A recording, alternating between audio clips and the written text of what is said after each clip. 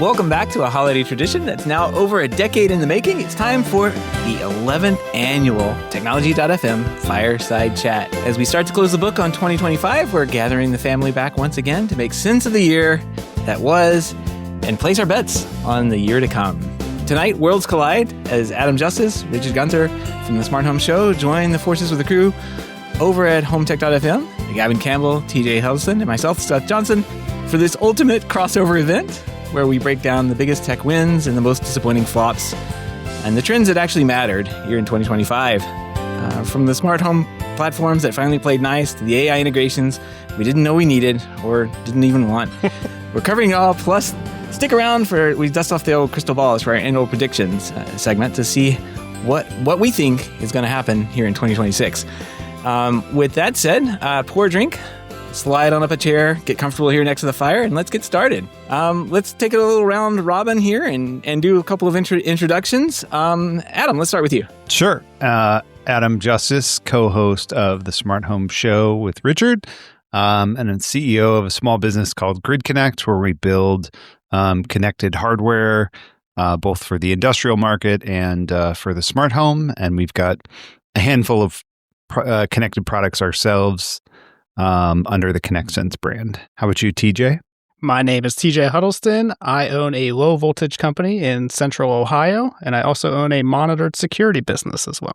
Richard? Yeah, I'm Richard Gunther, and I am half of the co-hosts of the Smart Home Show when we put that out with Adam Justice. And I am a digital technology consultant working with companies, including smart home companies like Adam's. And I will pass to Seth. I'm Seth Johnson. I am a co-host on the HomeTech.fm podcast. And I guess in my work day job stuff right now, I'm a digital lead for a lighting company based out of LA and called DMF. If you're in the lighting field, you probably heard of them. But I kind of work on their e-commerce side of things. So that's what I'm up to. And who we got left? Gavin? I think we're Gavin, right? I'm glad you remembered me. I'm Gavin Campbell, 1/3 of the HomeTech.fm crew. People usually forget me, but my day job, I'm not involved in smart home at all in my day job. It's just a hobby of mine, and I love it. All right. Well, that's the crew this year, and welcome back, everyone. Welcome back. As we like to do and start off, we talk about what to you was the biggest story of the year, and we kind of have like in your space, but like, what do you think the biggest story of the year was in 2025? TJ, we'll start off with you. Last year you said Sonos. Which, yeah, I guess that's right. We still talked about it this year a whole lot. But what about what do you think the biggest story was this year? Yeah, for me, the biggest story was wireless protocols. A year or two ago, we really saw the Matter spec come into everybody's house, either through Wi-Fi or Thread or a couple different ways. But this year, we saw some updates to Z-Wave and Zigbee as well, which I honestly thought would kind of just fall by the wayside and disappear. Here towards the end, we got the update to Zigbee 4.0, which includes Suzy. And that adds some lower frequency things to Zigbee that's always been missing. And even Z-Wave got some new products, like the Z-Wave antenna from Home Assistant, for example, that I just didn't see really happening. So in general, I think for me, it's just wireless protocols, no matter what it was. Very cool. Very cool. Gavin, you said last year Home Assistant, but what do you think this year? Home Assistant's always a big story, but I think this year, bigger than that, was probably the introduction of Alexa Plus and Google Gemini, the AI integration into the smart home speaker space. I mean, most of the time we just talked about whether or not we got it or if somebody got it. Right. That's why it's the biggest news. You talked about it the most. Anyone have it yet? Exactly. Yeah. Well, I got it eventually. I got it a couple weeks ago, and it, to me, is a significant upgrade and was one of the bigger stories this year. Worth the wait. Yeah. All right, Adam. You said last year Matter's still trying. They're still trying. What do you think the big story was this year? Yeah. So I think this is kind of a reaction to Matter, but I kind of see now what I call the local first rebellion, which is what you guys talk about all the time with Home Assistant and just other kind of either their own ecosystems or people kind of just trying to solve the smart home problems themselves. And obviously some of those play nice with Matter, but I'm just really, I guess, a bit dismayed at how much Matter still sucks and how unreliable it can be. I want it to be good, and I still think, I still have faith it's going to get there, but the reliability is just kind of rough. And so I've abandoned some of my Matter stuff, particularly like thread devices I found super unreliable. Are you saying in your personal life you've abandoned Matter? Okay, yes. Not in the business. Yeah. Okay, in the business side. Okay, yeah. Yeah, we do have one client that we have a Matter hub for, but it's more it's Matter on the Wi-Fi. It's at the hub level. It's not doing thread stuff and that kind of stuff. So yeah, still some ways to go. But I finally installed Home Assistant. I'm not fully in or using it as much as you guys are, but maybe that'll come in 2026 for me. Yeah, we have a paid service that you can. Well, I mean, I don't know. How expensive is Gavin as a service? I could be bought with food. Yeah, that's pretty much it. Yeah, I even installed Home Assistant this year. Even me. Now, I'm not actively using it, but I use it as a test ground for stuff and playing around with stuff. Yeah. Probably use it more than Seth, right? I don't know. I mean, he's always updating it, so. Always update. Yeah. Well, every week I get a reminder. Hey, it's time to update. Okay, let's update. There you go.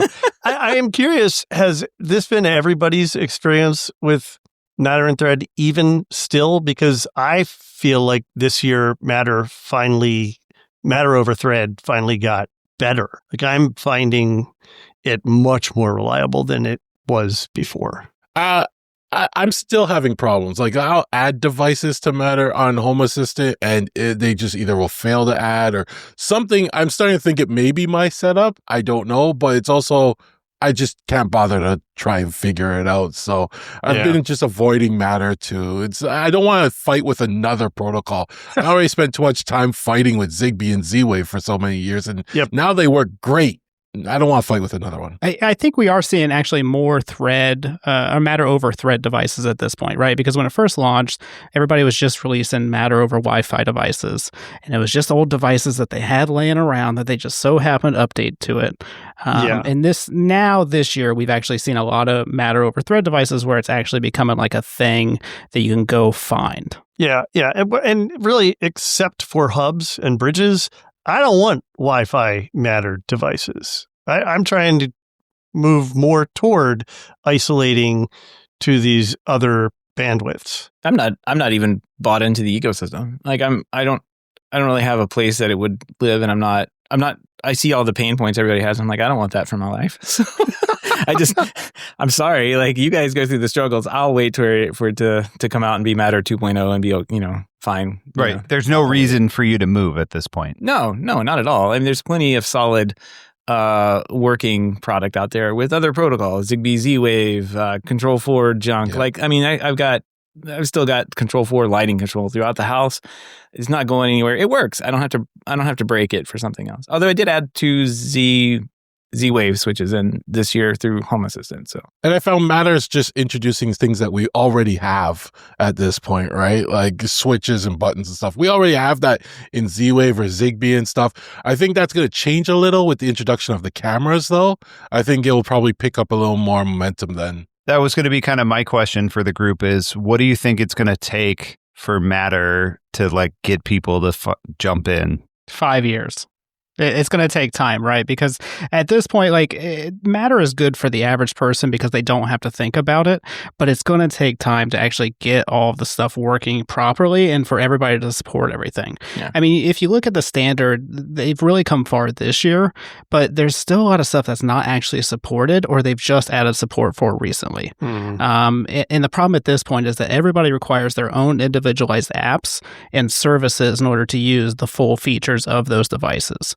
And that's fine for certain things like cameras and stuff like that, but it's not fine for light switches and outlets and everything else. I think we could probably spend an hour just talking about that struggle alone, but I think that struggle exists for manufacturers because they want a way to differentiate themselves in their own product and not be commoditized.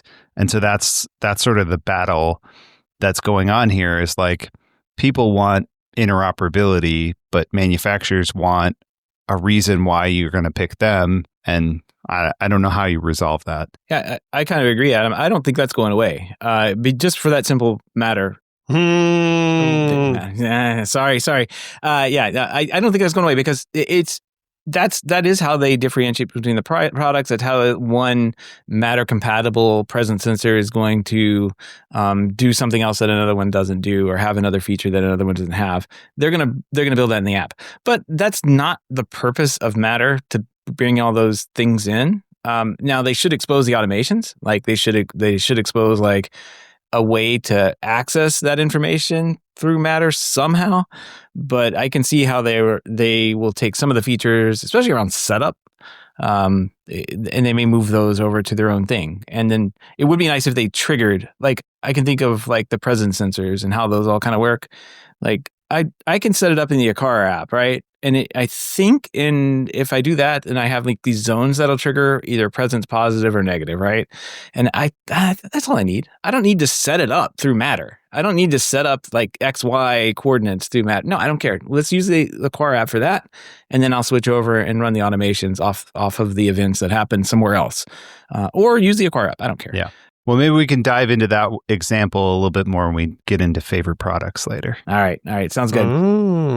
Richard, I'm gonna jump to you real fast. What was your biggest story? Last year you said Sonos was the big story. You agreed with TJ. Yeah, I was jumping on the pylon on Sonos last year. Well deserved. Yeah, okay, I agree. So this year, I was struggling because I really thought. I really was initially going to put what you put down, Seth. So I'm looking forward to your discussion.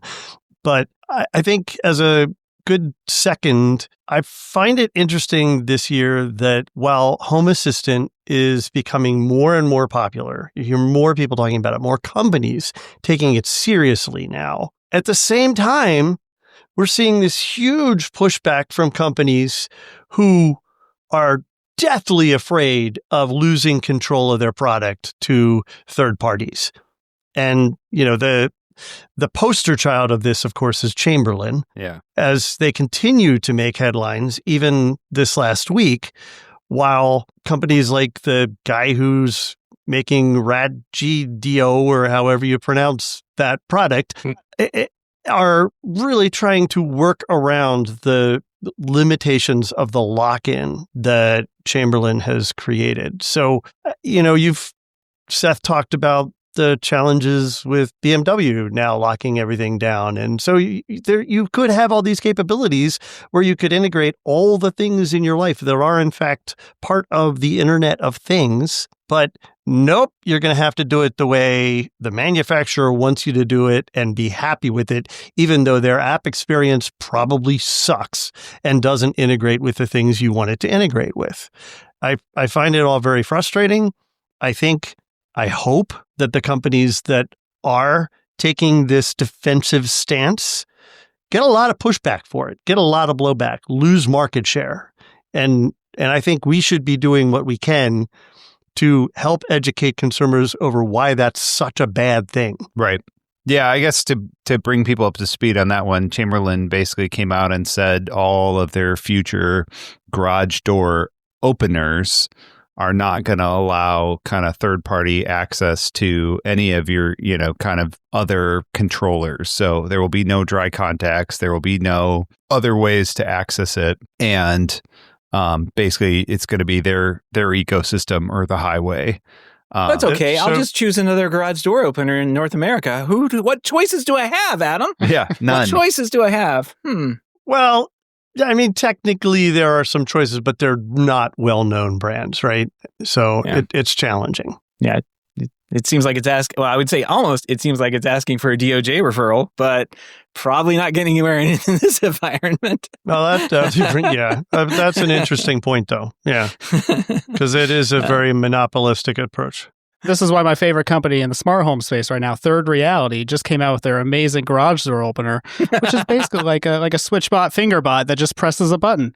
And you know what? As an integrator who's been doing this for over a decade now, this is what we did as a professional. So I'm glad to see it come into the consumer space. Not in my damn house. Yeah, It's ridiculous. I saw that in Jennifer Tui's article, and it was like, good luck working around this one, because you basically just put your garage door remote into the middle of the thing, and it's like that's where people are going to go if they keep doing this. It's like, life will find a way. Exactly.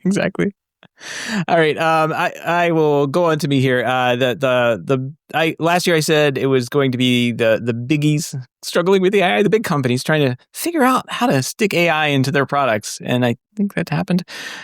This year, I think the big story was tariffs. As we rounded the year, these tariffs came in now, and I had an interesting experience with these because I kind of experienced from a manufacturer who was directly impacted by this, and I saw all the stuff that happens on the back end. And you know what, guys? You know what companies love more than anything?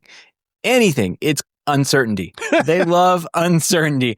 We had no idea if the tariffs were going to apply, when they were going to affect. Going into all this, every manufacturer out there just didn't know. Some of them preemptively raised their prices. Some of them waited. Some of them raised prices on certain products and then, rolled that into the price. Some of them put a little tariff thing as soon as you went and check out. That's what we actually did. We put a little tariff thing. It's a tariff, and you paid a little extra for that. Then when we couldn't figure out if it was going to stick around or not, I think we just ended up giving up, and we ended up raising all of our prices too and removed the tariff line. And I cannot tell you how much money that wastes. Oh my God. If I could tell you how many meetings with people with six-figure salaries sat around and had to figure out the strategy around this tariff thing that didn't need to freaking happen so we could all have higher prices to pay. Oh my God. It's insane. It's absolutely insane. But Seth, the other countries pay for the tariffs, right? Oh, no. You're paying for them. You pay. Oh. You pay tariff. Oh, I know well. I mean, you want the Lububu? It's going to be $200 now. Yeah. We dealt with this too, and it's just such a waste on, like you said, the brain power of American corporations, the trickle down effect. The number of man hours we probably lost as a country dealing with this, let alone the financial impact, is ridiculous. And now the bonus is we don't even know if they're legally implemented.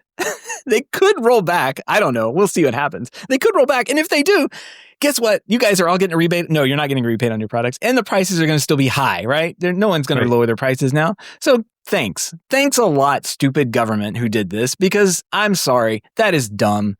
And there's a lot of dumb policies that have come from this government, and we are getting to live with them, and we're just paying higher prices for them all around. And I'm not enjoying that. So I think for me, the biggest thing this year, at least it affected both my personal and professional life for the first time ever, was the stupid politics we live in and the tariffs that got implemented for no damn reason whatsoever. So thanks a lot. That's my story of 2025.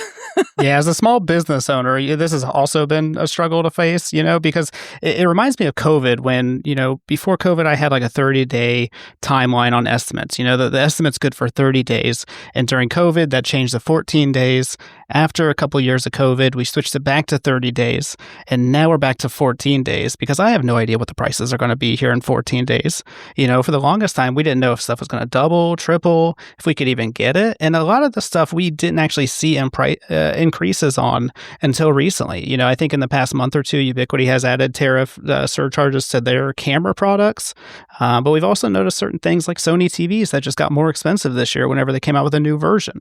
And so we're going to pay them one way or the other. It took a little bit for it to hit the direct consumer space. But when it did hit, it was very painful. Yeah. So the thing that I had wanted to kind of add on to this that I think that a lot of consumers just don't see and understand is all the behind the scenes impacts that this has on companies. It impacts their ability to stock stuff. It impacts their ability to source stuff, pricing stuff, as you were talking about, Seth. It impacts manufacturers who depend on other companies who are in the same situation, so their supplies potentially come down. We've seen companies reduce some of their product line because they just it's too complicated if there's more products. So let's just make this a little bit easier and reduce our product line and not support as, continue to carry on all of the products that we're trying to support because we're having such problems.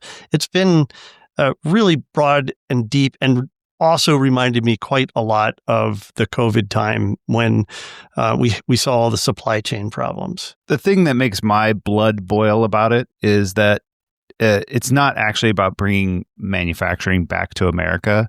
I know we're not turning into a politics podcast here, but like a lot of the things, the components and the things that we need, like it could take, 5 to 10 years to build up the manufacturing expertise to have those things built here.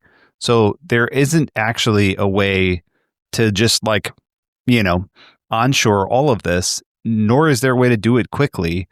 And if they actually wanted that to happen, there would be policies to incentivize it. And we do some manufacturing ourselves. It's where are the tax breaks on, buying manufacturing equipment or, not charging tariffs on components or, things that would actually incentivize us to actually build more here. It's not there. So, it's just a tax on the American people and it sucks. Yep. All right. Well, let's move on from things that suck, or sucks, I guess, and then move on to our favorite things of 2025. And I'll go first. I have one right here. It's next to me. Just let me move it over. It is, of course, the AI horn, guys. Woo! AI horn. I don't believe you. I don't believe you. That's this a is lie. made up. Yeah. Come on. All right. AI horn. Describes the AI industry in a nutshell, though. Yeah. Look at this It product does, that has actually. AI. Wait, never mind. It doesn't have AI. AI horn from Ubiquiti. Yeah, it listed as an AI horn on their website. It says it has AI events. It has none of these things. It is a horn that plays sounds very loudly. If you turn it up, it does play them very loudly. But it is not a.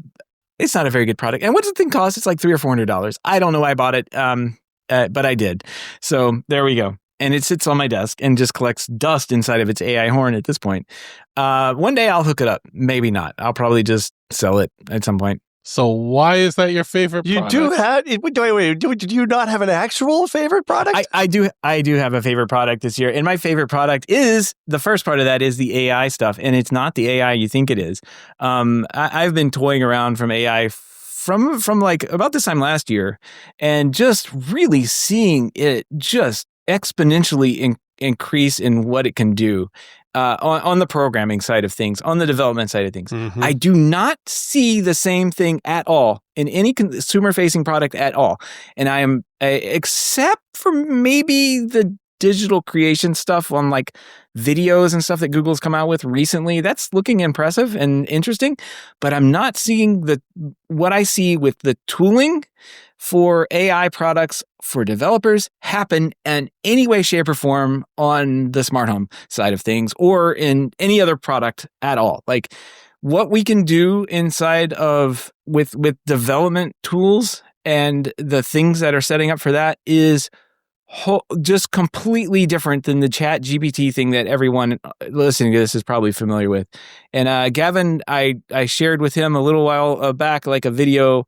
Who was that? Network Chuck or something like that, who did a really good job of explaining kind of what I'm not explaining right now and how to use agents and how to set things up where you basically subdivide I'm putting in air quotes here, labor that these AI things are doing.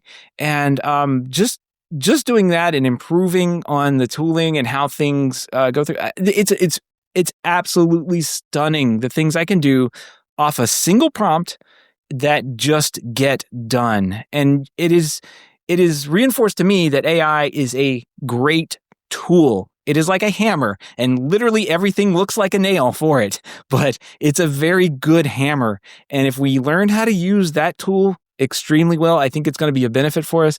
But we're just hammering everything that looks like, we're just using the hammer on everything these days, unfortunately. But on the developer side, it has been my absolute favorite thing to do. I have been able to program ESP32 devices for my home in ways that I would never have taken the time to do, and implement features on them.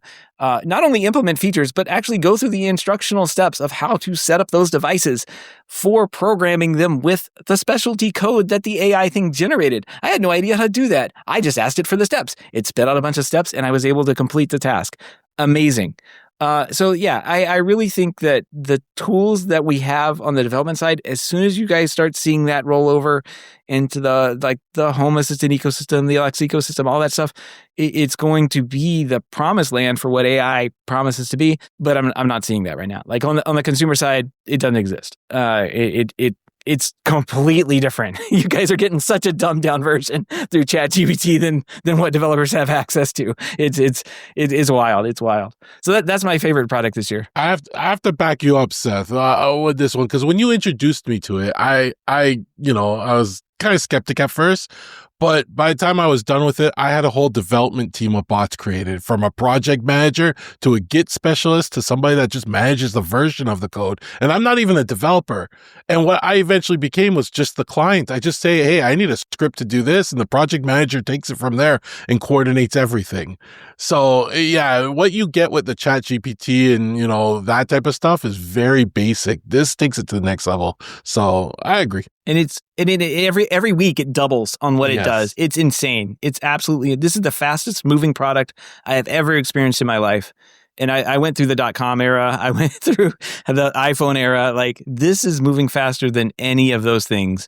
It's absolutely stunning. So I'll kind of third this. I've written more code in 2025 than I have since I was in college, which is a bit scary. And I am also not a developer, and haven't done anything really with it other than be around it or manage developers. So I think it's one of those things that I understand, and I've had some interesting conversations with friends that are very anti-AI, like I think some of you might be, and I'm sure some of our audience is. And I understand where people come from. I understand people's concerns and fears about it. And I think everybody should be a little bit skeptical, but I don't think it's a genie we're going to put back in the bottle either. Oh, yeah. Don't believe anything you see anymore. I mean, at this point forward, do not believe anything you can see. There's no reason to believe any image, any video, any sound, nothing. I could be AI right now. You don't know. But I do think, as people learn how to use it and to use it as a tool and responsibly, they will find it useful in certain places in their life and things like that. And that's kind of where we are as a business too, is trying to find the right use cases in the right places where it can be useful and kind of bring some value to it. But, I think it's one of those things too, kind of like the .com era where there was a lot of garbage. And so people just point at the pets.coms or whatever and say, oh, look, garbage. This is all garbage. I kind of feel like whether AI is a bubble or not, there's going to be some of that. And people are going to point to, the AI versions of pets.com and say, this is all awful. But there is something here. And I think, we'll get the Amazon.coms and the things that came out of it, but there will be, there probably will be some disasters along the way too. Absolutely. All right, that's mine. Richard, what you got for your favorite product in 2025? All right. So my favorite, hands down, is the Aqara H2 4-button switch. So at CES last year, they announced a series of new devices, including the sensor that we've already mentioned, a number of switches, some cameras. And of those, my favorite is almost always going to be a keypad, something that looks and works like a keypad. And out of the gate, this thing is a switch with 4 buttons on it. It is Matter compatible or Zigbee compatible, so you can set it up either way. And you can use it with any Matter system. It exposes all 4 buttons as triggers, and it controls 3 loads. It has 3 outputs. Your top 3 buttons can each control a separate load if you want them to. They don't have to, because you have that ability to just read the value of the switch and and set up some scenes that way if you wanted to, or just use the switch press as a trigger as well. So this is an incredibly flexible device. It's slick looking as heck, and I'm just thoroughly impressed with it. I had been using these keypads from Leviton since they came out with those a while ago. The fact that this has the option to control multiple things, I think, is a whole lot more useful. And having a relay behind 3 of those buttons too is just really powerful. So I think it cost me like $60. It's absolutely worth it. Don't need the Aqara hub. If you have the Aqara hub, you can use it with it. It'll let you do things like change the button LED colors and stuff like that, but it's not necessary. Nice. Very nice. I like it. I like the look of it too. It's a very nice looking device. Yep. Very discreet buttons. It's a very subdued design. It's not obnoxious and in your face.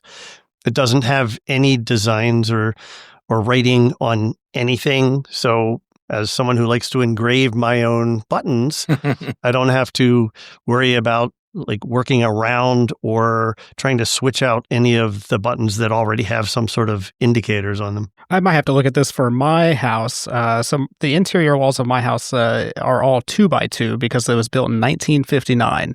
And so I cannot have more than a single switch next to each other. And so right now I'm using a bunch of relays inside of like fan canopies and like exhaust fans and stuff like that because I have to. There's not a lot of good options for multi-button smart switches. So I might have to look at this for my bathroom specifically so I have some physical button for my exhaust fan. Yep. All right, TJ, you're up next. What's your favorite product in 2025? My favorite product is not a local product, ironically. It is Twinkly. I've been buying Twinkly lights for the past, I'd say 4 or 5 years. And I know other people. I think, Richard, maybe you have some problems with Twinkly. Yeah, their app sucks. It does. It's not great. I would agree with that for the most part, but there are You only have to use it once a year, though. That's right. Every time I pull my Twinkly lights out of my Christmas box, they just work. They connect to my Wi-Fi again. They do an upgrade, and then I'm back working with the app. There's not a lot of stuff going on with it, and I'm a very simple kind of control guy. I just want on and off, and it does that through Home Assistant as well. This year, I kind of went a little overboard. I've been buying lights, from Menards and Lowe's and Home Depot every time they go on clearance after the holidays. But this year, I wanted to get some more lights, and I kind of went all in with Twinkly. I think I have about 5 sets now, along with a Twinkly Christmas tree I bought off of Facebook Marketplace. So it just makes it so easy to control lights. I hear Seth talking all the time about getting like WLED and all these other like light drivers, and I don't have the desire to do any of that. I just want to plug it in, connect it to my Wi-Fi, and make it work because I only use it once a year for like a month and a half, and that's it. Yeah, I don't want to mess with it at all. So my shout out is Twinkly this year. It just keeps being great. Hopefully they keep being around because I just spent a lot of money on them this year. Nice. Very nice. Yeah. I'm envious of the Christmas tree, honestly. Like we just bought ours this year. Last year we did a fake one. This year we did a real one. And now we just brought it in. So it's in there. It's ready to be decorated. That whole ordeal ahead of me. So. Yeah, we've done a real one for the past 4 or 5 years, but this year we added a shed, so we actually have some storage. And I was like, I'm just going to get an artificial tree, and it went together in like 3 minutes. All my life we've bought artificial trees, but they've always been the cheap ones from like Walmart or Big Lots or something like that, and they take like an hour or 2 to put together. This one took 3 minutes to put together, including connecting it to my app. So well worth the money. I don't know if I'd spend $700 on it, but it was worth it for $200. Nice. Yeah, there you go. That's a great deal. All right. Gavin, what's your favorite product in 2025? So this one I'm going to have to say is the Aqara FP300. So ever since the first time I heard of millimeter wave sensors, I've been on the lookout for them. I've bought a number of them. I've tried them, and they all had their downfalls when it came to sensing and stuff like that. And a lot of them were also, you had to power them through a cable, which I didn't like as well. I wanted a battery operated solution. And it took a while for me to get my hands on this because they announced it last year CES, and I didn't get it till probably last month or so. Eventually it came here, and it does have some confusion around it. It does have some setup issues, like how you can configure it or what best way to configure it and stuff. But once you get it working and once you go through the configuration options, I love it. It doesn't give me any false positives. It does exactly what I want it to do. I can set the sensitivity. I can set the ranges of sensitivity. So I can say only detect between 3 and 5 meters if you wanted, stuff like that. It's a very powerful device, battery powered, so you can put it anywhere in the room, unlike I know they're putting millimeter waves into the light switches. Well, you're kind of stuck where a light switch is and the range too, right? This one you can put anywhere in the room. I've had no issues with it since getting it set up. I bought 3 and I'm trying to get my hands on more. They're just always sold out. So that's my pick. And just my runners up. I just want to mention Alexa Plus and the Home Assistant ZWA2 antenna. Love it. All right. There we go. Adam, what was your favorite product this year? So I kind of struggle a little bit to think of this, and my old Hue bridge died in the transition where you had to add an account to it. I could never add an account, and then eventually all my Hue stuff stopped working, which really upset me. And for a long time, I just ended up shutting my closet door at night because the lights could never turn off. So when the Hue Bridge Pro came out, I was like, huzzah, I'm going to finally reconstruct my Hue life one device at a time. So that's exactly what I did. I don't actually like it probably for the Bridge Pro kind of reasons, although I guess that'll be useful in the long term. But it kind of allowed me to get all of our Hue stuff working in the house again, and helped keep my wife happy. So that's, but picking a hub is a super lame answer. So my real answer, I've entered my old man phase, and I got a Bird Buddy for Father's Day. Oh, nice. And just a delightful device. And the kids all would fight over naming the birds. Like if you have their subscription that does their AI bird detection, it actually finds unique birds, and so you can name them, and so the kids would give them goofy names and see which ones come back and all that. So had a lot of fun with that this year. I've had the bird thing set up on my cameras where it was a bird net. The bird net, yeah. I was just looking at it last night. Actually, we had a barred owl at that barred owl.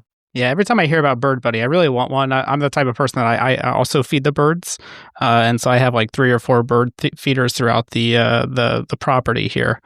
And the Bird Buddy just sounds so nice. You can just see all the birds and have little snapshots of them. Yeah, they take their little bird selfies. It's delightful. All right. All right. So that's our favorite products for the year. And next segment we have is our predictions segment, which first we go back and grade ourselves to see how we did last year. And Adam, we'll stick with you. What was your prediction last year, and how do you think you did? Yeah. So my prediction was AI plus Matter plus other tools equals smart home, easier smart home automations. And I'm going to give myself a bronze on this. If we're going with gold, bronze, and silver, because I don't think we're here yet. I just don't see this happening. Gavin seems excited about Alexa Plus, but I'm not even really seeing much smart home magic with that yet. So I'm just not seeing, kind of to what you were saying too, Seth. I don't think AI has become useful yet in this domain for me. Yeah. And just, to talk about that, they've now got the AI in there. And when you work with AI, you have to give it context. You got to give it data, right? So the more data, in my house, it has all my temperature sensors throughout the whole house, right? So when I have conversations with it about, the temperatures in my house, it will actually analyze it and say, hey, this room's cooler than the other rooms. Do you want to talk about how we can fix that? Right. And that's where it starts to get a little better. I don't think we're there yet, but we're starting to get there. We had a listener write in with an interesting product that I actually installed and started kind of using, but it kind of gets us in the ballpark of what TJ and I have been screaming at the top of our lungs, like Home Assistant should be, or like all of these home automation platforms should be. And it does what Gavin's talking about. It kind of like gathers up the context and ships it off to a large language model of your choice. And then what it does, it turns around and spits back like some YAML code that you can then click a green button to install. And it's done well, but this should be the goal. Like it should be better, honestly. Like, I mean, it is a good first step that I think someone's doing, as a side project for Home Assistant. But honestly, like this should be kind of like where things go. And the whole question in displaying like a big giant block of YAML, like no one wants to see that. Like just make it happen. Like just install the automation and then I'll figure out if it doesn't work or not. And then we'll work on getting it to work or something like that. So yeah, it's got some ways to go, but we seem to be making some steps that direction. Yeah, I think one of the things that people need is like, sure, plug in all your things and your sensors and whatnot, but like people need to know the art of the possible. Like I think most people, we all think in a programmatic fashion and can kind of dream up some of these automations, but I think for your normal person, they need to know, oh, this is the data I have, and these are some of the things we can automate. And I think that's where I'm hopeful that it'll get there. Some like creative suggestions or something. It's definitely one of those things that just needs to happen in the background. And because the average consumer, I'm telling you right now, does not care about this. They just want it to happen because they're not going to think of those ideas, even if you suggest them. I mean, that's the reason Alexa and all these other products keep telling you what to do, is because people aren't doing those things. Because I just don't think the average consumer cares. They just want it to happen. And that's kind of how I am at this point. Like I just wanted to do whatever AI things in the background, but you don't have to tell me. Be proud about it, but just do it in the background. TJ, I think like we talked about this last week on the show. Like you and I, we check our Ecobee app to basically like turn it up a degree or put it in a vacation mode or something. I don't care what the Ecobee thermostat's doing. I don't use it. If I need to know what the temperature in the house is, I might walk by it, or I'll check my phone for it occasionally. But like it's not the center of an ecosystem. And honestly, that's it's funny to say this, but that's how Home Assistant should be. It doesn't need to be the center of the ecosystem. It just needs to be the glue that kind of binds everything together, and that'd be good enough. Like if it did a great job of that and an excellent job of that, that's all it needs to do. It doesn't need to have all these fancy things on top of it. It doesn't even have to have a UI for all I care. It just needs to do the stuff kind of automatically, and maybe let me get back to like knowing what the temperature is from time to time. That'd be good. Wow. We don't care. Like I don't. Well, no one cares. What you're describing is what Josh AI launched their company on. Well, I mean, it's more like HomeKit too. Like it just shows you like the top level things of what you. Yeah, but Josh AI is actually like figuring stuff out for like ways to make your house work better, and that's not happening in HomeKit. HomeKit is no. I mean, entirely manual. Every little thing. The interface into my home is all I need. I don't need anything more than HomeKit. I don't need anything to be a grand overture sent to me as an interface. I just need to know the temperature and how to turn lights on and off, and that's it. Like I just need it to work and be reliable. Don't need anything else. I think what we learned this year is that all roads lead to Home Assistant, because even the professional systems are relying on Home Assistant at this point. Yeah. And it just all needs to be based on Home Assistant. That is the platform. That's an interesting like dichotomy, that the statement that you just made versus what Seth's saying. Seth's saying, I need something that's like less visible and just kind of works in the background. That's never been Home Assistant. Home Assistant is the tinkerer's wet dream, right? So it's trying to now serve multiple audiences with this same core product. And I think that's what is finding and what we're finding a bit challenging. Well, if we're going to argue on user interface, I would argue that Home Assistant has never been the home interface or user interface for home automation, right? Because you have to go out of your way to make an interface for it. Yeah. And so you're relying on it for everything else. I think there's a couple different ways you could look at that, but the smart home, just being able to do things with AI is really the ultimate goal there. And that way nobody thinks about it, and we'll have to see who gets there first. Everybody's struggled to get there so far. Yep. Yeah, I'm glad we're kind of all talking about the same thing, because we've been on one person's prediction so far for the last 10 minutes. Yeah. I mean, that said, I don't use Home Assistant for anything other than the back end glue. Home Assistant's not exposed to anyone in my family in any way, shape, or form.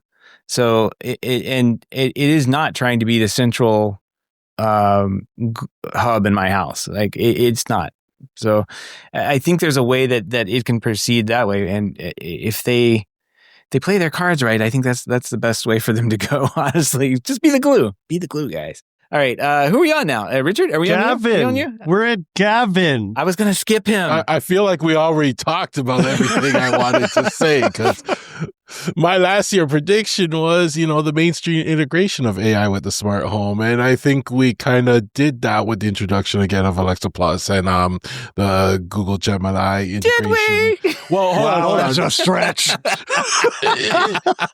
They introduced it and they rolled it out to some people, whether they know they have it or not, but it's there now, right? And the next step, I guess we could talk, well, it's not in my prediction, but the next step I think is what Seth's looking for is it's just there. It monitors stuff and it just does it for you, right? So I think we've started, and I'd like to see where it goes from there. Okay, well, how do you meddle? Because I'm sorry, but you can't win gold on a technicality. I don't think mainstream has integrated AI at all. And if we look at it's in Alexa. Is Alexa not mainstream? I mean, allegedly it's in Siri too, but who's using it? Well, no, it's not in Siri. It's not in Siri, but it's in Alexa as AI. It's in Google Gemini as AI. Whether people are not using it or not, that wasn't my argument. I was just saying it was being interesting. But is it useful for anything smart home related? It is actually. That's the thing. I'm not understanding some people's arguments here, because I was always getting mad because I can call something blinds, and the old Alexa, if I didn't call it blinds, it had no idea. But the new Alexa, I could say blinds, shades, I could say whatever. It knows the window coverings, open or close them, right? So that kind of AI there is smarter, and it's getting better, and even the wife's using it more. Right? She's using it more, right? TJ said this on the show last week, and I don't think you picked up on it. He says, did they really need AI for that? And the answer was no. I understand, yes. But having the AI, I asked her, I said, can I call it whatever? She said, yeah, you can call it whatever, And even when I refer to certain devices, she's smarter to say, oh, you're talking about this device. Let me turn on this. I don't have to say the room name and everything like that. So it's gotten smarter. Whether or not it needed AI, I don't know the back end programming of it all and stuff like that, right? But it's still much better. I think by feature counts, I think if you look at what Google did with the Gemini stuff, by putting it in the way they implemented it in their ecosystem, I don't use this. I don't know how it works, but that looks like more of what I would consider a gold medal for what Gavin's arguing Alexa Plus for here. I think Google, with the way they did the programming, you can ask it to do something and it sets up the programming, little bubble balloon things like that. That's more alongside of what I would expect AI to look like in the smart home. So, I mean, I think he gets it, Richard, on a technicality. He's going to gold on a technicality. I'm saying bronze. I'm saying bronze too. Richard, I don't think we need to talk about Richards though, because is there something lower than bronze? It's called not meddling. So, yeah, we'll split the difference. We'll give Gavin the silver there. My prediction was that Apple will make an AI move with HomeKit. And that clearly did not happen, because Apple learned that AI is a lot harder than just giving slick demos. So they've really been having to go back to the drawing board in how they're approaching AI in their assistant and where they're using it, because what they promised did not come. Now, granted, their assistant is better. It can do more things. It can send some stuff to ChatGPT and do that, but none of that has anything to do with a smart home. It hasn't really done any of the local stuff that they were talking about, where you could say, "Hey, where were we going? Where were Nancy and I going for lunch again?" And it would know to look in your text messages to find the answer to that, or can you turn that just say something like turn the remaining lights off, or just something that's off the formula. It still can't do that. So, yeah, I didn't meddle. I did not get any grade if we're using metals this year. So I will pass to Seth. Nope. Before we say that, participation award to keep things moving was the next words out of my mouth. Fine. We don't do that here. What I'll do is I'll give you the do not finish, but we will give you the participation trophy here for our emojis. So there you go. Oh, thank you. Everybody gets a trophy. We don't want anybody's hurt feelings. I love this generation. Thank you.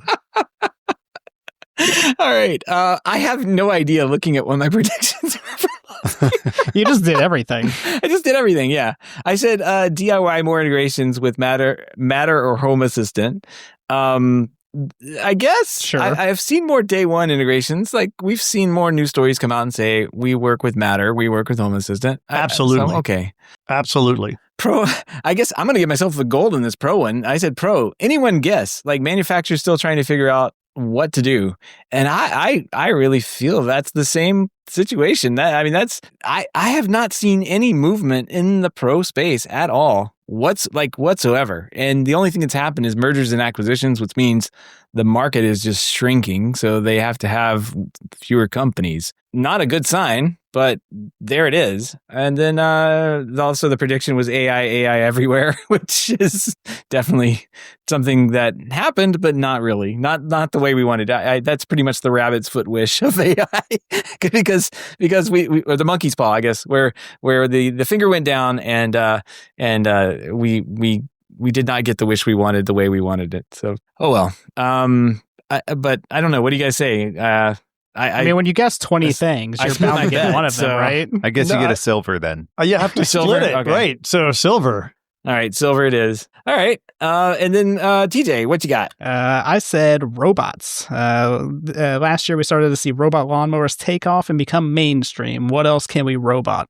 I would say this is true, right? I mean, so for the longest time, we've always seen these humanoid robots that have been everywhere, and a lot of them have been fake. I think it's like the Tesla humanoid robot was somebody wearing it in the end. But we've seen some other companies, mainly in China, come out with actual humanoid robots that supposedly work. It's one of those things that we don't actually know about until a couple years from now if it's real or not. But we've seen robot vacuums and mops become substantially cheaper, for example. I picked up a Eufy robot mop and vacuum. I think it was like $600 normal, and I got it for like $200 or $300. So that was very cheap and something I've been holding off on. But we've also seen other things like driverless cars really take shape and move to other cities, and a bunch of other robots. So I think this one's a gold. What about you guys? Gold. Did you get your pre-order in for your Neo human robot? Oh, hell no. Or I read iRobot. I'm no humanoid robots in my home. Nope, not. They'll figure it out. Not happening. Isn't that the one where it's like run by a person, like in the background? That's where they're going to start. Yeah, it's like a remote session, basically. Yeah. I'm good on that. Exactly what I want in my house. Yeah, right. Exactly. Nope. You're totally gold here. And it was such a big deal. Robotics was such a big deal this year that one of the 3 episodes Adam and I had of the Smart Home Show this year was about home robotics. So there you go. Yeah, and it was all over the place at CES last year, so I can only imagine it's going to be worse this year with like 3 more pool robot companies that nobody's ever heard of. I'm excited to see what they do with the robot vacuums that have the creepy little arms. Because at CES last year, we saw the robots, the little tiny little baby arms that would pick up your socks or the toys and move them out of the way. And they were so creepy looking. I'm excited to see what happens with those this year. More creepy looking. Yeah. Also, they didn't work. I'm predicting some of the manufacturers will remove them. Bigger arms. Oh, remove them. Yeah. I want like a legit human arm that comes out. You know, I don't want that little rinky-dink piece of plastic. I want a legit arm. I was at a Microsoft event in San Fran, and I was shocked at how many robots they actually had there. They had nothing to do with what we were there for, but they had those little dog robots, and they had like a coffee making robot and stuff like that, and it was really cool to see. But when I was in the airport, they actually had a robot arm making a coffee vending machine with a robot arm that made it for you. And I sat there just watching that thing, and yeah, it's popular. That's a slick device, actually. That's a really slick device. And you know, there's no reason why it has to look like a robot's arm, right? They're doing that because they want it for the wow factor. And robots can't unionize. I mean, there's that too. Not yet. But it's a cool vending machine. It really is. Call me when the robot dogs can make coffee. Yeah. All right. Well, TJ, you get the only gold this year. So good prediction. And that's going to move us on to what are our smart home predictions for next year? What do we look into the smart home crystal ball that we have and see what's going to happen next year? Adam, you're up first. I'm just going to repeat mine from last year, and one of these years it's going to be right. So I'm going for the gold. But yeah, I think kind of to get back to our AI discussion, I think one of the things that is going to help make AI actually useful, and Richard's probably going to hate this, is I think the AI paradigm we haven't seen yet is dynamically generated UI that just shows us what we need to see when we need to see it. And I haven't seen this done well yet, but I think this is one of the things that will be useful in the smart home is like, all right, you arrived home and you want to do something, like present me with the useful options that make sense in this scenario. Like, so like an advertisement, you mean? Like I'm approaching this from Amazon standard. Like is it advertisement? That's what you want. Would you like to see an ad? I want ads on all my smart appliances. No, I'm thinking like, what makes sense in this scenario? I'm in the kitchen, only show me controls that apply to the kitchen. It's this time of day, only show me things that make sense for that time of day. So I think that is going to be what's going to kind of start to get some of this stuff rolling. And maybe what helps bring, like a Matter or something like that to be actually useful is when, somebody can put the right software layer on top of it to, start to really help people, use these things effectively. Yeah, I don't hate it at all. I think it's brilliant. I think it's going to happen. I think of this as kind of a dynamic or smart focus modes in your home interface, right? I feel like Apple's kind of already playing with this concept in their recommendations and for what should end up on the homepage of your home app. And God, the way they overload terms just kills me. But the ability to just have the relevant stuff based on your patterns, that's the killer app right there. Yeah, unfortunately, I think we're going to get the ads first, but I could be wrong. As long as they're relevant ads. Dynamic ads. There we go. It kind of brings me into my predictions. AI will not be useful in any way whatsoever in the smart home. And I'm doing this intentionally. I really want to lose this prediction next year, but I'm just not seeing the steps made that need to be made for things like what Adam's talking about to be in place. Like they just want to serve you ads. And I don't get it. So I'm really hoping to be wrong next year, but I don't know. I really don't have much faith in the way the current tech leaders have approached what they're doing with AI in any way, shape, or form. So yeah, I'm down. I'm bearish on AI this year, and prove me wrong. I would love to be proved wrong. So. Understandable. Yeah. All right, Richard. All right. So at CES, which we're all going to be attending very shortly, I predict we will see Ring announce something amazing, and it'll never come to market. Gold right there. Gold. I'll give you the gold from now. You can just take it. Yeah. Is it going to fly around your house? Okay, so I'm kind of joking because that doesn't meet the SMART test. It's not measurable, but because there's no way. Like, how long would it take to bring it to market? It's not always in the same year. No, in all honesty, I think we're going to see. I think we're going to see the Ring drone come out. I think they will actually get this out. I believe that with Jamie gone. Jamie Siminoff, the founder of Ring, was gone from Amazon for a couple of years, doing his own thing with his big money that he made, and not doing great at it. So he came back to Amazon, and he is back in the seat. And I think that that product lost steam without someone having some vision and someone with some clout in the company really driving that brand. So I think it's very possible that we will see that thing come out. As far as I'm aware, they haven't put out any official announcement that they're killing it. So we'll see. We'll see what happens. And Richard's going to buy one on day one because he loves cameras in his house. I mean, I am actually very interested in this. The design is such that when it is at rest, the camera is physically shielded and not usable. So the idea that when you're not at home, now, there's all kinds of issues that they could be dealing with to solve for here. All homes are different. There's liability issues they could be concerned about. They have to deal with the possibility of pets or maybe someone who's not detected in the home. I mean, there's a lot that they would have to work through to make this possible. So it doesn't shock me that it would take years to get it out.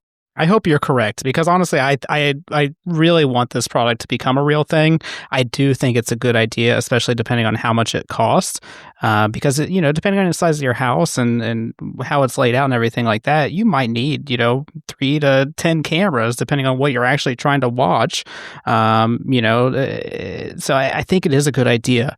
It'll be interesting to see if they actually iron out all the issues with it, because I'm assuming that's why they never released it, right? Because just like you said, there's a lot of trouble and a lot of issues with flying a drone around inside your house. Yep. No matter whose house it is.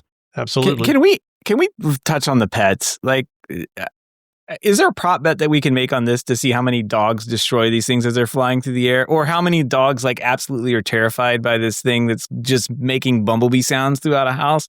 Like, I don't see this. Like, this is going to get introduced if it ever sees the light of day past, what is his name, Jassy, who just slashes everything that's going on at Amazon and not. I mean, you got to look at it like, yeah, he's back, but there's a new boss in town, and he doesn't let them play the way they used to play with Bezos in charge. So I don't know. I don't see this as being a good product ever. And I don't see it.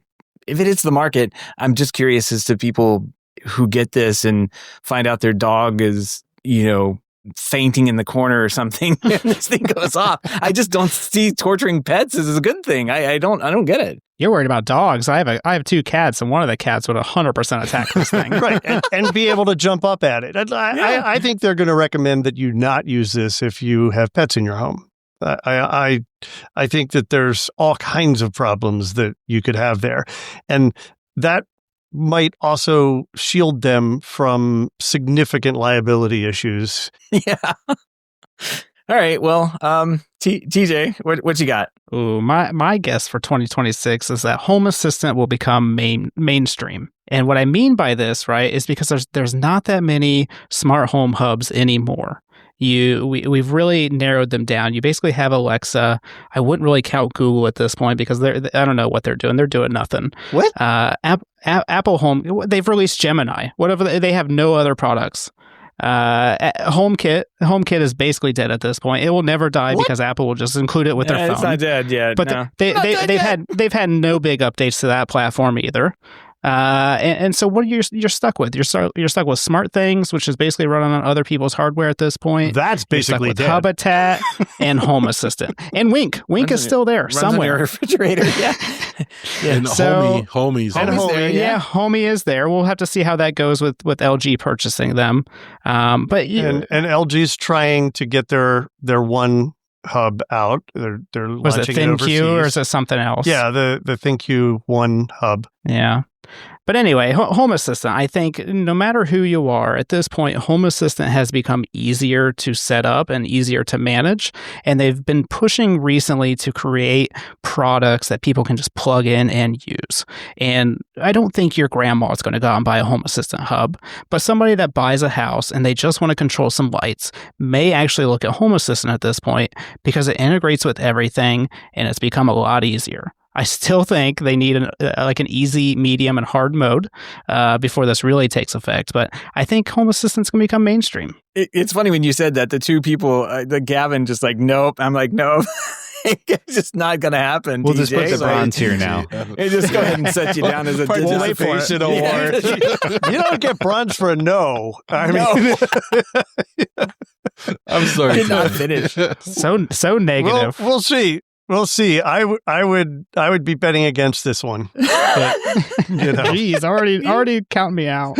I still think they need to solve the interface for it, and they're a few years away from that alone. So see, but I'm going to go back to what Seth said. I don't think the interface is important anymore. For the longest time, my hang up for Home Assistant was the interface. But at this point, everybody is using voice assistants and some other platforms where they're just going to use Home Assistant as the glue.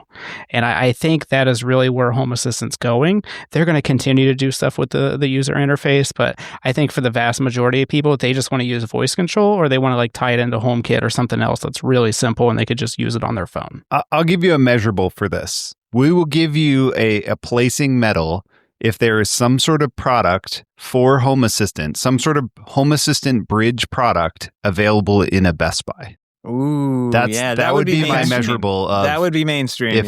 If this has come true. I'll take it. Okay, how about this? Can I add a qualifier out there? If we see products that the average consumer can buy that has a tag on there that says works with Home Assistant. No, they're doing that today. I mean, they're doing it right but now. They're not putting it on the physical product though. Yeah. What? Yeah, they are. Yeah, they are. Are they putting it on the physical product? I've only seen that online. Like it works with Home Assistant, but I haven't seen that at Best Buy. I can't go to get a light switch from Best Buy that says works with Home Assistant. No, yes, there's stuff coming out with works with Home Assistant on the box. All right, at Best Buy. I have to go there tomorrow. I don't hang out in Best Buy that often. I don't go there often. Yeah. All right. We'll find out next year. Yeah, is it only online thing? I think it truly mainstream would be something that you pick up in Best Buy that like if you picked up a Home Assistant, what is it? It's not the gold anymore, the green or something? Green or yellow. If there was a new Home Assistant blue and it was in Best Buy. And we don't mean only available online. Yeah, you have to be able to go into the store. I'm fine with it. It's going to look like a toilet paper roll holder or something. It's going to look pretty good. They're going to get confused of what section of Best Buy it's going to go into. Is this housewares? I don't know. All right, Gavin, what's your prediction?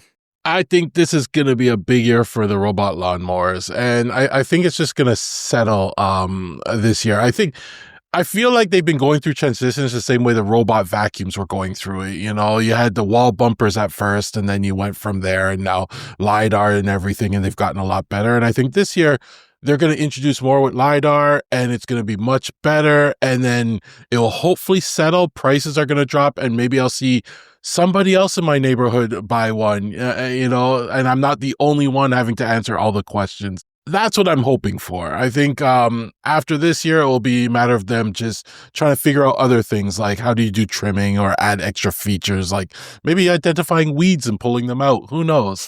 But that will be the different. My whole lawn. Yeah. That will be the things that the companies will use to differentiate themselves at that point. But, we've been through the wire bearing phase. We're at the RTK phase. We're coming into the LiDAR phase. Maybe a combination of LiDAR and RTK will be the sweet spot, but I think they'll figure that out. We'll see some big announcements this year. You get things like 4-wheel drive making a difference, adjusting the height, which is only in some of them that may become the norm now. So I just think this year will be a big year for the robot lawnmowers. I think more of them need to solve the fence problem, because that's for me, like I pay for a lawn service, and so there's an economic equation to this, but I also have a dog. So at some point you got to solve, and some of the higher end ones do have solutions for this, but I don't think it's a solved problem for the most part. And to clarify, you're really talking about the gate problem, right? Right. Like you have a gate at a fence and the robot's not going to be able to open it. So how do you address that? Robot hands. Well, that's right. Yeah, robot hands. I've seen some companies mention that they were looking into creating a little gate that will open and close to let the mower through and stuff. But I haven't seen anything come out since. They were all looking at it. And that's huge right there too. I agree. I know Husqvarna has something like this. That's sort of like a smart doggy door that only the robot can go through.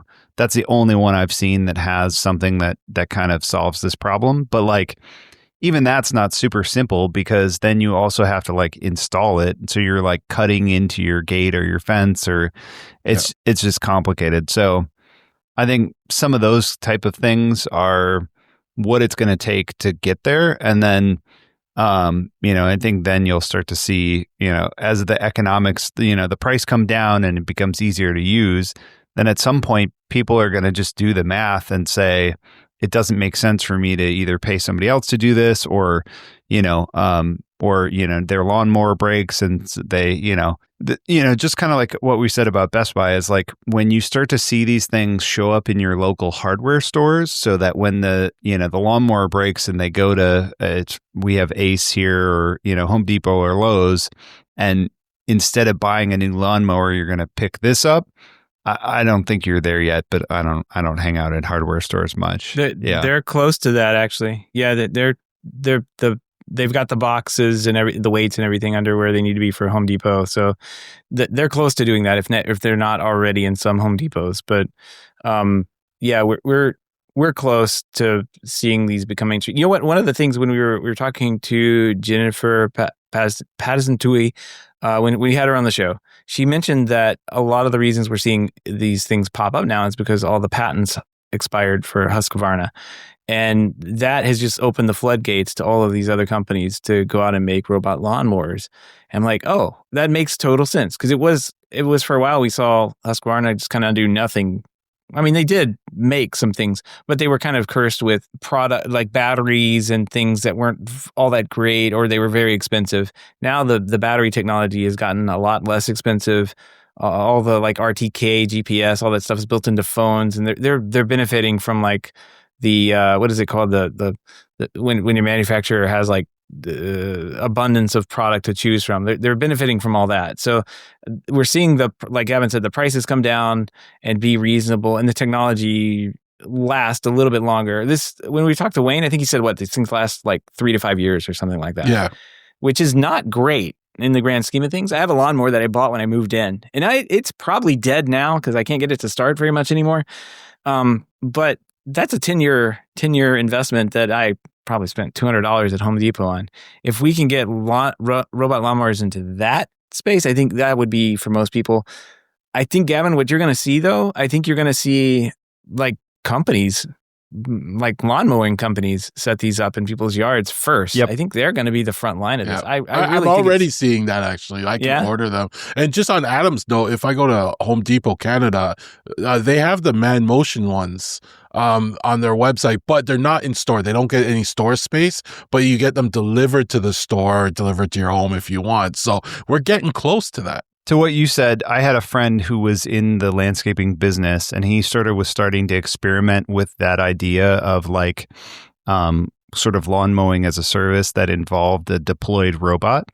And I think it was really just too early and too expensive. Yeah. But I actually think that's a great idea. And like you're still going to want somebody to do edging and trimming and weeds and, mulch and things like that. And so maintain the lawnmower. Yeah. It is a job to like go out there every couple weeks, at least here in Florida, and rotate out the 6 blades. You got to take off the stupid thing. And I've got to have them. Like all of that stuff, no one wants to do, I can tell you. Yeah. So and then the people won't even buy it. It's just going to live at their house, and, and the company will deal with it. I actually think that'll be somebody that figures that out well is going to make a ton of money. But it's just a matter of when it's ready for that. Yeah, one of the reasons I bought a robot lawnmower is because the price came down so much. I had bought a gas mower when I first moved into the house, and it was not very good. It didn't have like self-propel and all that good stuff. And so I went to go buy an electric mower because I really like my electric lawn tools. And by the time I bought the batteries and the lawnmower and everything else, it was, $800 to $1,000. And I just looked at it at that point. I'm like, well, I might as well just buy a robot lawnmower. And that's what I did instead. I hired the neighbor to mow the front yard, so I don't have to deal with that part. But it does the backyard by itself. It doesn't, and I go out there once a month or once every 2 weeks, depending on what we're doing outside, and I weed whack around the edges. And I've only done that because the price has come down significantly, and I think that'll keep happening. Very nice. Yeah, the one I want is the Yarbo that also does snow and a bunch of other things. That thing's a beast, but a little pricey, and it's like a mini tank. So I would also need a place to put it. But that idea where it has more than one use, it's not just a lawnmower, then it can keep up with the snow and stuff like that too. Definitely would be useful. Yeah, one thing is they're not getting any smaller. So if you think they were big now, the ones that are coming out, they're going to get bigger. They just keep getting bigger and bigger and bigger. That's fine. So, I'll just have a shed in the back corner of my lawn. That'll be the robot shed. Exactly. All right. I think that's going to wrap up the predictions here. All right, well, let's move on to the promotion zone. Gavin, where can people find you? Well, if you're on, Mastodon, I'm on Gavin Campbell on HomeTech.social. You can hook up. That's probably the one place I probably interact with the most. And if you're on X, it's just GVN Campbell. I'm on there. You can hit me up there as well. Yeah, Richard. All right. So, as I mentioned before, Adam and I co-host the Smart Home Show. We get episodes out occasionally, so you can find stuff there at smarthome.fm. And I am on Mastodon as Richard Gunther. I'm also on Blue Sky, richardgunther.com. There was already a Richard Gunther there. I can't believe that. Missed that one. But I am no longer on X. I was never on X. Actually, I left Twitter when it started becoming a hellscape of hate. So find me on Mastodon. Yeah, it's nicer there. TJ, where can they find you? You can always find me at HomeTech.fm. We talk there once a week. It doesn't always get released once a week, but we talk once a week. Or you can find me at my personal site, Huddleston.bio, where I'll have links to all my companies and everything else I do. And Adam. Yeah, as Richard mentioned, you can find the Smart Home Show at smarthome.fm. And I don't think Richard even knows this because we haven't recorded in a while. I'm done with X now, too. I finally had enough. I was over it. So mainly, I'm not really on much, but I guess mainly on Threads and Instagram these days at AM Justice. And go check out the Rebooter Pro at connectsense.com, or you can buy that thing on Amazon. It's a very cool product. And you can usually catch me mostly weekly, sometimes bi-weekly or who knows? It could be any time that it's just, it'll show up in your feed over at HomeTech.fm. You'll see a show up. I don't know. Most of the time I'm editing shows. I have no idea. But you can catch me on social. I'm usually on our Mastodon, Seth at HomeTech.social. You can find me there. And I think that's it. Yeah, I don't do the Twitter thing anymore. I've been off that for a while. So yeah, it's mostly I'm mostly happy with the HomeTech.social thing, and it's got a good feed that I can flow through, and nice people over there. The only reason I'm on X is because work people use it. Yeah. Things I have to follow for work, and they will not move. And I have to be up to date with what they're doing. Just get that LinkedIn like TJ has. You'll be doing it. Oh my God, that's even worse. Oh man, LinkedIn is like the worst social network platform. It's not a social network. Oh, exactly. It is. Data collection repository. That's how people treat it, though. All right. I think it's going to wrap up everything here. Thank you so much for joining us for the 11th annual Technology.fm's Fireside Chat.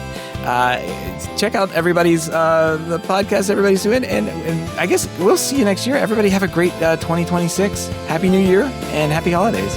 We'll see you next year. Happy holidays. Merry Christmas. Happy holidays. Take care. Till next time.